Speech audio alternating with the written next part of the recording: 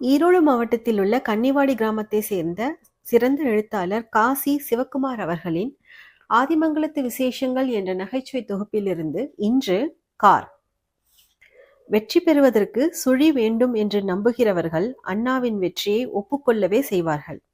CN Annadurai என்று எழுதி பார்த்தால் சுழிகளின் எண்ணிக்கையும் மகத்துவமும் புரிபடும். அன்றைக்கு சற்றேறக்குறைய ஒரு தலைக்கட்டுக்கு காலம் நீடித்திருந்த காங்கிரஸ் பேரியக்கத்தின் மாகாண ஆட்சியை அண்ணா பொடி பொடியாக்கினார். மையத்தில் பசுவும் கன்றுமாக இந்திராவும் ராஜீவும் நாடாண்ட போதும் மாநிலத்தில் காங்கிரசின் கை பிறகு ஓங்கவே இல்லை. அண்ணா என்ற நாயகன் இறந்த பின்னும் அவரது நாமம் தொடர்ந்து நீடித்து வாழ்கிறது. சுழிகள் சும்மா விடுவதில்லை. அந்த சரித்திர வெற்றியை ஆதிமங்கலத்து சொக்கலிங்கம் சாதாரணமாக்கினார். நம்ம ஊருக்கு வந்து பேசிட்டு போனதுனால தான் அண்ணா ஜெயிச்சார். அண்ணா பட்டி தொட்டி எல்லாம் பயணிக்கும் தொடரின் ஒரு பகுதியாக தன் காரில் ஆதிமங்கலமும் வந்திருந்தார். எம்ஜிஆர் கொடுத்த பில்லி சென்டர் என்று சொக்கலிங்கம் அது பற்றி பின்னால் தெரிவித்தவாறிருந்தார். பொன்னான திராவிடத்தின் கண்ணான அண்ணாவே என்ற வரவேற்பு பேனருக்கு அருகிலேயே காரை நிறுத்தி அண்ணாவை நடத்தி அழைத்து சென்றனர். சுருக்கங்களுடன் கூடிய சட்டை, 4 நாள் மழிக்காத தாடை போதாததற்கு தனது பிரசித்தி பெற்ற கைப்பையையும் அப்பொழுது அண்ணா வைத்திருக்கவில்லை. இத்தோற்றம் ஆதிமங்கலத்து தம்பிதுரைக்கு மிக நெருக்கமான உணர்வை தந்திருக்க வேண்டும். அவர் அண்ணாவின் முன்னால் வந்து நெஞ்சுக்கு நேராய் சொன்னார், அண்ணா, எங்க மணியாறு வச்சிருக்கிற புலிமுகத்து கார் அளவுக்கு ஒன்றும் உங்களோட கார் எடுப்பா இல்லை. புலிமுகத்து காரா என வியந்த அண்ணாவுக்கு எடுத்து சொல்லப்பட்டது பிளைமவுத் கார். அண்ணா புன்னகைத்த கண்களுடன் துரைசாமியை மறுபடியும் தேடினார். ஆனால் அந்த புறநானூற்று மறவனை அதற்குள் ஊர் கடத்தி விட்டார்கள். யார்கிட்ட என்ன பேச்சு பேசுற நீ? இனி ஒரு வாரத்துக்கு ஊர் பக்கம் தலை காட்டாது என்று துரைசாமியிடம் சொல்லி அனுப்பப்பட்டது. ஒரு பெருமகனின் கார் ஆதிமங்கலத்தில் இரவு முழுக்க நின்று சென்றது அப்பொழுதுதான். எனினும் அதற்கு 3 ஆண்டுகளுக்கு முன்பிருந்தே ஊரில் மணியக்காரரின் கார் நின்று கொண்டும் ஓடிக்கொண்டும் தான் இருந்தது. கப்பலை நினைவுபடுத்தி கொண்டு அது ஊறுகிற பொழுது குழந்தைகளுக்கு ஒரே குதூகலம். காரின் புகையில் பாதியை சுவாசிக்கும் அளவுக்கு அவர்கள் கூட்டம் கூடிவிடும். ஏதேனும் ஊரு செய்தி சொல்வதற்கு முதல் நாள் மணியார் ஊர்க்காரர்கள் யாரையாவது எப்பொழுதாவது அழைப்பதுண்டு. ஏம்பா, நாளைக்கு நல்லிமடம் வரைக்கும் ஒரு வேலை இருக்கு, வரியா என்பார். இப்படி கேட்க வேண்டியதுதான் பாக்கி. கேட்கப்பட்ட நபருக்கு ஒரே முட்டு வழியில் 5 போக அறுவடை செய்த மகிழ்ச்சி. மனதுக்குள் பூ விரித்தாடும். வரேனுங்க என்று ஒரு வார்த்தையில் பதில் சொல்லிவிட்டு உடனே இடத்தை விட்டு நகர்ந்து விடுவார்கள். தொடர்ந்து பேசிக் கொண்டிருப்பதில் முன்பதிவுகள் தட்டிப்போன அனுபவம் சிலருக்கு உண்டு. மறுநாள் காரில் போக இருப்பவர்கள் ஊன் மறந்து, உறக்கம் மறந்து, மனம் மிதந்து, மகிழ்ந்து, களி கூர்ந்து பல பல ரசாயன மாற்றத்திற்கு உடல் உட்பட்டு பசலை கண்டது போல் ஆகிவிடுவார்கள்.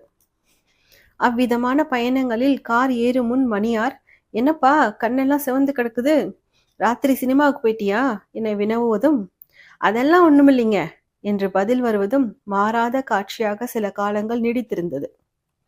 அந்த பிளைமவுத் கார் 6 டிரைவர்களை ஆதிமங்கலத்தில் உருவாக்கியது.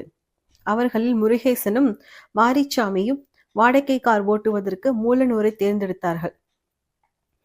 ஆட்கள் தொழில் செய்வதற்கு வெளியூரை தேர்ந்தெடுப்பதால் தான் உலகம் தொழிலில் இவ்வளவு முன்னேறி இருக்கிறது. கார்கள் மூலனூரில் வழிமொழிந்து கிடக்க வேண்டும் என்று சுழி அமைப்பு கூட மாரிச்சாமியையும் முருகேசனையும் அங்கே கொண்டு சேர்த்திருக்கலாம். மூலனூர் கார்களில் வரவால் ஆதிமங்கலத்து தேர்தல் காலங்கள் கொடிக்கட்டி பட்டொலி வீசி திகழ்ந்தன. பழனி பாராளுமன்ற தொகுதியில் CS நின்ற பொழுது அவரது தேர்தல் முகாமையார் ஆதிமங்கலத்துக்கு முத்துச்சாமி கார் அனுப்பிவிட்டு ரங்கசாமிக்கு அனுப்பாததால் வெற்றி வித்தியாசத்தில் 72 வாக்குகள் குறைந்தன. CS கடைசி வரை இந்த உண்மை தெரியாமலே இறந்து போய்விட்டார் என வைத்துக் கொள்ளுங்கள். திமுகவின் ஓட்டு வங்கிக்கு வேட்டு வைக்கும் விதமாக எம்ஜிஆர் வேட்டு போட்ட வருடத்தில் ஆதிமங்கலத்துக்கு வாடகை கார் வந்தது. ராஜசேகர் தான் அதன் உரிமையும் உருட்டுதலும். ஜேசுதாஸ் ரோசலின் சின்னப்பு தம்பதியினருக்கு பிறக்கப் போகும் பெண் குழந்தைக்காக தாராபுரம் வர்க்கி ஆஸ்பத்திரிக்கு போகும் வழியில் வாழ்வின் உச்சபட்ச கார் வேகத்தை ராஜசேகர் தொட்டான். மேற்கே போகும்போது கோளரை புலிக்குத்தி கல் அருகில் அவனுக்கு அந்த வேகம் கைகூடியது. பின்னால் தாராபுரத்தில் மண்டல இயக்கு ஊர்தி அலுவலகம் வந்தபொழுது ஆர்டிஓ கோபாலகிருஷ்ணன் முன்பாக அவன் ஆமை வேகத்தில் ஓட்டி காட்டி ஓட்டுரிமை பெற்றது தனிக்கதை. வர்க்கியம்மா ஆஸ்பத்திரியில் கார் நுழைந்து 7ஆம் நிமிடம் பிரசவம். அந்த குழந்தைக்கு பெயரிடும் தினத்தில் ஜேசுதாஸின் நினைவில் ராஜசேகர் கிடையவே கிடையாது. ஆனால் கர்த்தரின் அருளால் அவளுக்கு சூட்டப்பட்ட பெயர் இவ்விதமாக அமைந்தது, காருண்யா. பஸ்கள் வரும்போது பஸ் ஸ்டாண்ட் என்று அழைக்கப்பட்ட இடம் மற்ற நேரங்களில் ராஜசேகரின் ஒற்றை காரை கொண்டு கார் ஸ்டாண்ட் என்று அழைக்கப்பட்டது. காரில் சாய்ந்து சவாரிக்காக ராஜசேகர் நின்று கொண்டிருந்தான். பக்கத்தில் டாம்பீக உடைகளோடு எடுப்பாக ஒரு ஆசாமி நின்றிருந்தார். இந்த கிராக்கி மாட்டும் என ராஜசேகர் மனதுக்குள் எண்ணினான். அவரும் காரை பார்த்து கொண்டே இருந்தார். வானம் மேகமூட்டமாயிருந்த பருவம் அது. ராஜசேகரும் அவரும் ஒருவரை ஒருவரும் பிறகு அவர் காரையும் பார்த்து கொண்டிருந்த காட்சியானது அப்படியே உறைந்து போன கார் காலம் முடியும் மட்டும் அது நீடிக்கும் என்பதாக தோன்றியது. ராஜசேகர் மௌனத்தை உடைத்தான். எங்கே போகணுங்க? சின்ன தாராபுரம். உட்காருங்க என்று கார் கதவை திறந்து விட்டான் ராஜசேகர். கார் ஏறி அமர்ந்ததும் காரை கிளப்பினான். வண்டி சின்ன தாராபுரம் நோக்கி சீறியது. சின்ன தாராபுரம் சென்றதும் அவர் இறங்கி, இருப்பா சில்லற மாத்தி கொண்டு வரேன் என்று பெட்டி கடைக்கு போனார். சரி, 100 ரூபாய் நோட்டா இருக்கும், அதைத்தான் மாற்றப் போகிறார் என ராஜசேகர் நினைத்தான். பெட்டி கடைக்கு போய் அவர் 2 ரூபாய் எடுத்து நீட்டி குயில் பீடி ஒரு கட்டு வாங்கினார். சில்லறை மாற்றி கொண்டு வந்து ராஜசேகரிடம் நீட்டினார். 55 பைசாவை.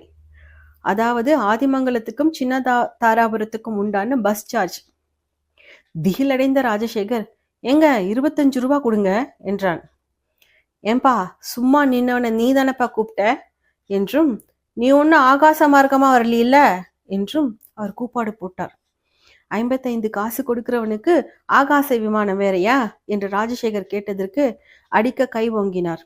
அவருக்கு சார்பாக ஆட்கள் திரண்டனர். மிரண்ட ராஜசேகர் வண்டியை கிளப்பினான்.